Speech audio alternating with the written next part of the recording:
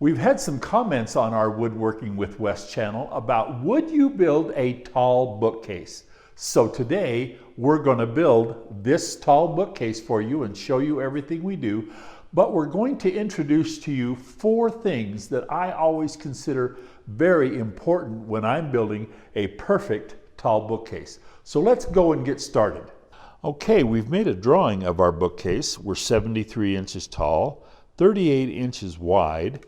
We've listed a cutout sizes of our plywood for our sides, our top and bottom, and our 4 adjustable shelves. Let's go to the table saw and do that cutout.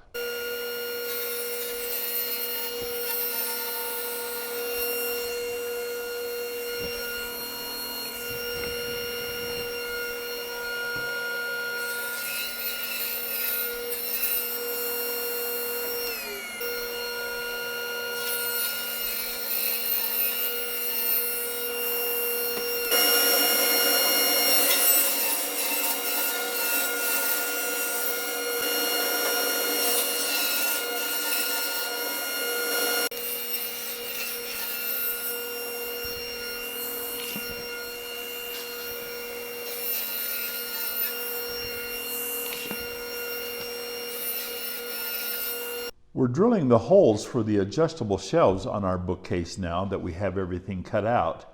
And I wanted to just show you how I have this little jig set up on my drill press. This is the side panel. You'll notice that I have lines drawn across. Well, those lines correspond with the little marks that I have on the back of my jig. And as I move my panel along my jig, I can drill a hole and it lines my holes up. And your holes have to be correct. There's one of the things that are very important about doing a tall bookcase is to have adjustable shelves. You need to make sure that your holes line up side to side all the way up and down. Now what I've done is I've marked a line every 18 inches. And what that gives me is that gives me a continuing reference point as I move along my jig and drill my holes to make sure that my holes are even side to side all the way up and down. Let's drill a couple of holes and show you how this works.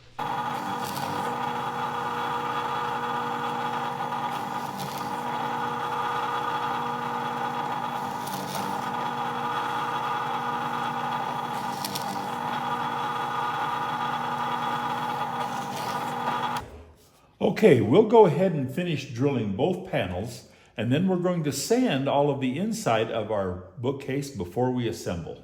After we completed our adjustable shelf holes on our jig, we nailed on 2 small cleats on the bottom. Let me show you why those cleats are so important. Let's slide this up here. This is the bottom of our bookcase, and that cleat, it makes our shelf good and square. We'll nail it from the outside, but that gives us a good support for our bottom. It also adds one more thing, and I'm going to talk about that in just a little bit when we get a little bit further. But this is important for 2 reasons. Just remember, first off, it lines up our bottom shelf. Now, when we do that, let's go ahead and nail that bottom shelf in. We'll start off. I'm going to nail from this side, but then I'm going to come around and show you on that side what I'm doing. We start off with our 18 gauge 1.5 inch nail.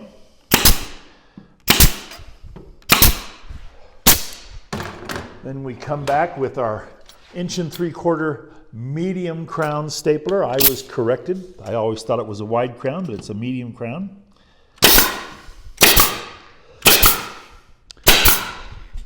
Okay, and we staple that on real good. Now let me come over to this side and show you what I just did. Here's our panel, our outside panel. Here's our bottom shelf. We slide in there. You can see how that makes a good tight joint and holds it straight up and down. Here's our 18 gauge 1.5 inch nail. And we'll sight down there. Give it some nails.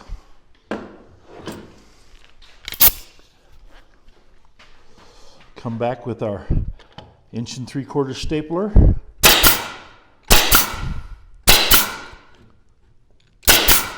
And now this is really good and secure, holding our bookcase together. We don't need to worry about our nails and our staples here. That's going to be covered, and I'll show you that in just a minute. Let's go ahead and nail in the top part, and then I'll show you that there's a hanging cleat in the top. Now with our bookcase put together, the box part of our bookcase put together, the sides, the top, and the bottom, this is a hanging cleat that we're going to be nailing in. This hanging cleat is not necessary to screw this to the wall, although if you were going to mount your bookcase permanently, this is what you would use. This is for squaring purposes. Having your bookcase square is one of the important things that you need to keep in mind when you're building your bookcase. It's got to be square. Remember how we spent so much time making sure our holes were lined up side to side. If we don't keep our bookcase square, then we wasted our time. Now also, when we get all done, we'll be nailing a back on here. We'll make sure that our back is cut good and square, and that will also help in the squaring of our bookcase to make sure that it's even side to side. With the bookcase put together, the four sides, we are now putting on a paneled end. Now you've seen me do this on other cabinets if you've watched any of my videos. We do it by applying a 1/2 inch overlay on our 3/4 inch plywood panel. Now we're doing this all out of oak. I don't know that I mentioned that, but if we didn't, there we are. We're doing this out of oak. This is a 1/2 inch overlay on the oak to create a paneled end. This particular paneled end, though, is going to serve two purposes, and I'm going to come back and explain that purpose when we put our face frame on. But we apply this end panel, this paneled effect, just by putting some glue on our pieces. Now, the face side is toward you, and so we start on the face side. Our front strip is 3/4 of an inch narrower than our back strip because we'll have a face frame that will hook to it, and that will give us the same dimension this way and this way on the front and back. So let's start off. We want it to be flush with the front of our cabinet, with the front of our plywood, and flush with the bottom. We're attaching with 23 gauge headless pins that are 1 inch long because we're going through 1/2 inch material. We want to be into our plywood good to hold it.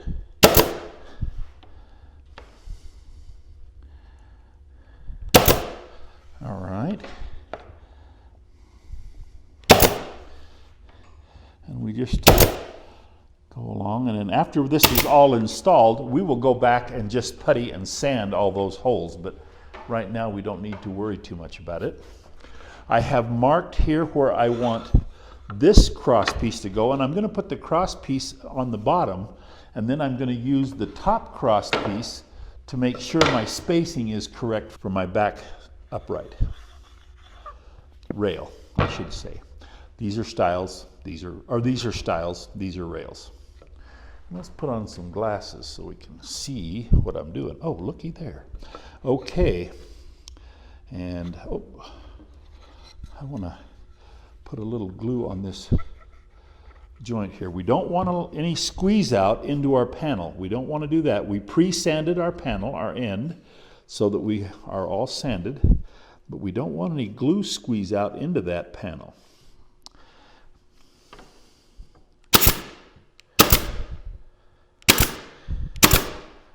Okay, now, like I say, we're going to use this for spacing. So what we're going to do is we're going to start here at the bottom, and we'll just work our way up.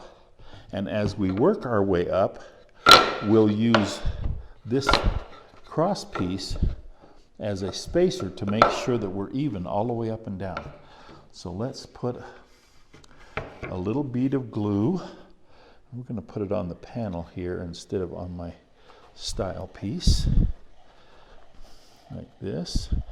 Also, this style piece overhangs the back of our cabinet and creates a rabbet joint effect for our back when we put our back on.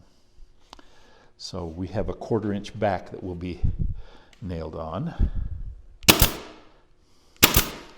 Okay, here's our spacer, and we'll push this piece into our spacer, holding it down so that our spacing is correct.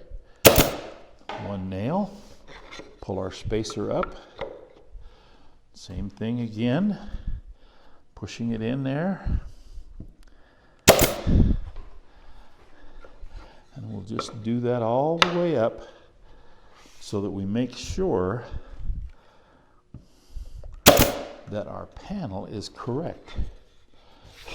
And then of course here at the top. Okay, we'll go back and fill in a few extra nails to make sure that it's held down tight. And now we'll glue in our top rail. Put a little bit of glue on the back, glue on our ends.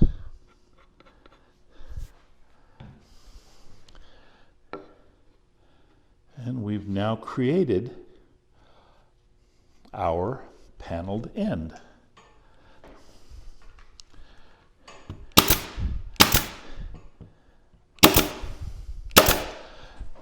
Now we had a recess here, but I'll show you why that is in a little bit here also. Okay, we'll go ahead and get this sanded out, flip it over, do the other side, and then we'll come back and make a face frame. With our bookcase carcass all built, we've now built a face frame that will go across the front of all of our plywood pieces. We're 4 inches top and bottom with a little bit of an arch on top, and we're 1.25 inches on the side panels. Now I want to talk a little bit about that 1.25 inches. I want to show you something. When we put our bookcase together, we used a 3/4 inch plywood panel, and we did this panel buildup on the outside with 1/2 inch, giving us 1.25 inches. We cut our stile 1.25 inches to give it kind of a little bit of a beefier look than just a 3/4 inch panel, but we did it for another reason also. I don't want my face frame lipping over to the inside of my bookcase. I'm going to step back around here again. I want my face frame to be flush with my panel. That is one of the things that I consider very important when building a bookcase. I don't like my books hidden behind the face frame. So I always make my face frame of my bookcase flush with the panel. And that way when you put a book in there, you see the whole book and it's easy to get in and out of. We're going to go ahead and glue and face nail this face frame, putty and sand, and we'll come back after that and show you what's next. Well, we spent some time getting our face frame put on. Let me bring you up to date to what we've done. We glued and nailed our face frame on by nailing through the face. That's face nail. Okay, then we went through, after we puttied and sanded, we went and took our 1/4 inch round over bit and we went all around the inside of our face frame.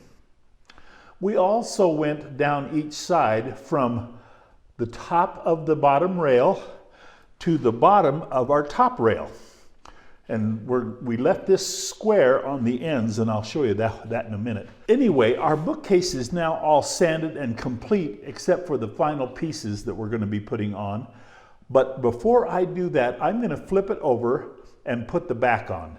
Now, typically I don't put the back on at this stage because we're going to do a finish on it. But I have something that we're going to talk about when we get to that stage. So I'm going to put the back on because I want to talk about what the back does for us in making our bookcase the perfect bookcase. Let me turn it over. We have our bookcase turned over. This is the back side. You can see the rabbet joint that we created when we put our 1/2 inch applique to our outside of our panels. That creates an opportunity for, or not an opportunity, but creates the ability to put a back on without having our edge of our back show to the outside of the bookcase. Our back is going to be a 1/4 inch back.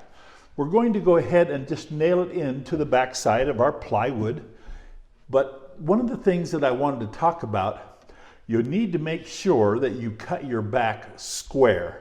And I've checked my back cutting it now that I've balled it nice and square, because keeping your bookcase square is a very important part. We talked about it when we put our hanging cleat in.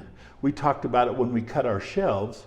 But an additional measure to make sure that your bookcase is nice and square is make sure your back is square, and then when you nail it on, make sure that you keep your bookcase nice and square. That makes it rigid, and it's really important to have your bookcase square because you don't want your bookcase leaning.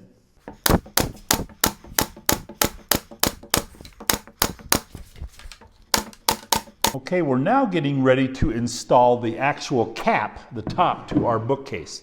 And so what I did is I glued up a solid wood panel. I made this panel 1 inch thick with some wood that I had left over from another job.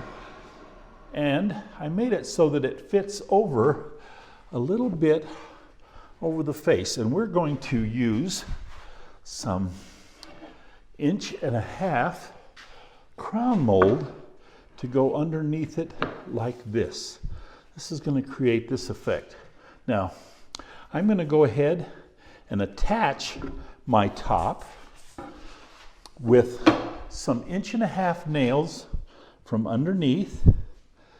The reason I'm going to use nails instead of screws like I would typically do if I was putting a countertop on a cabinet is I'm going to have to fill these holes. And so what I'm going to do, after we put the finish on, I'm going to take some color putty and just fill those nail holes, and that'll be nice and easy to clean up the top of that for the installation of the top.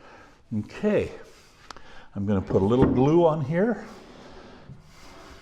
to glue to my top panel here. And we don't want a lot of glue. We're not really gluing this top on. We're just going to give a little glue to it to give it some reinforcement to our nails.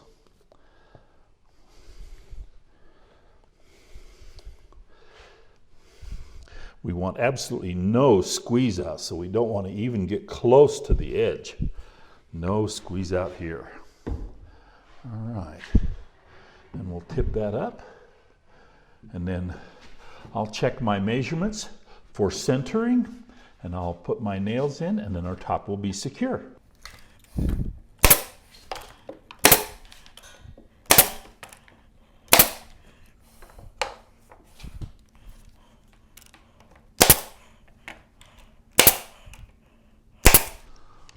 Okay, we've now installed the top part of our crown that goes underneath our top. We're going to go down to the base of the cabinet, and we're going to put a very similar piece to this, a little bit wider, that will create our bottom foot.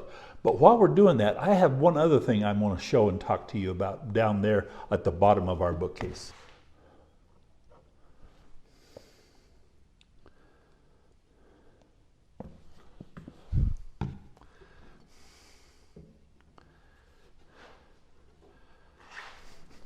We're now installing the base mold of this bookcase.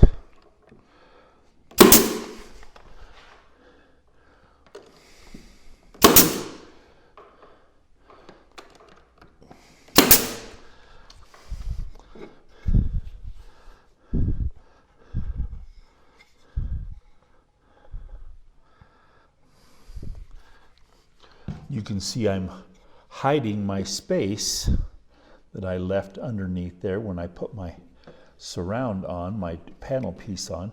One thing I forgot to mention when we were putting our panel piece on, you know how it covered all of the holes for the construction of our panel sides.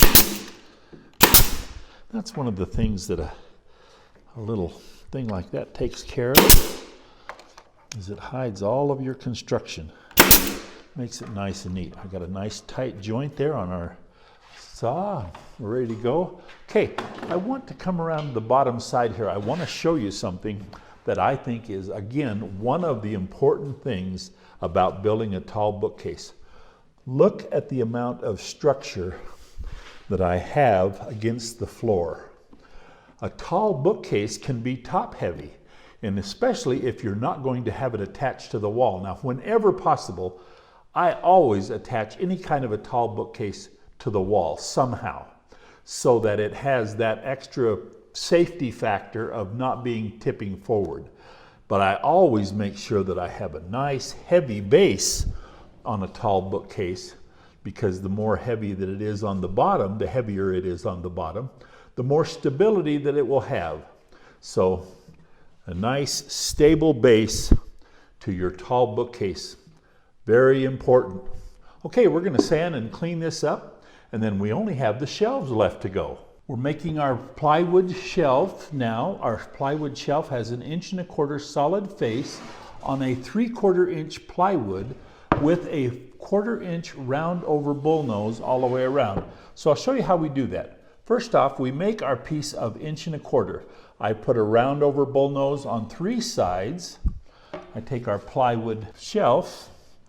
We'll be nailing it on like this. In fact, let's go right ahead and put a little glue on there and nail it with some glasses on so we don't shoot ourselves in the finger with the nail.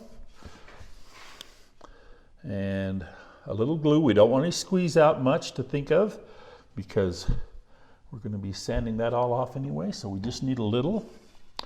We'll be putting our solid wood edge with the square edge up because we're going to be sanding and routing that afterward. It's flush on both ends. We're using our 23 gauge headless pin gun to nail it on, so we have really tiny little holes. I'm using 1-inch pins because I'm going through 1/2 inch material, and so I want to make sure I got a good nail into the plywood. And then we'll just tack it all the way down.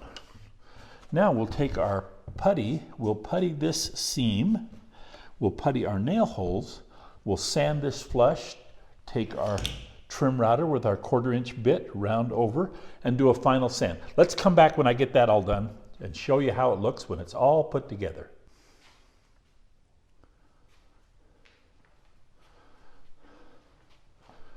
Okay, what do you think of our bookcase? Looks pretty nice. I wanted to show you the little shelf pin that we use that fits inside the holes that we drilled, and that just holds the shelf. That right there, that little spoon, is enough to hold our shelf.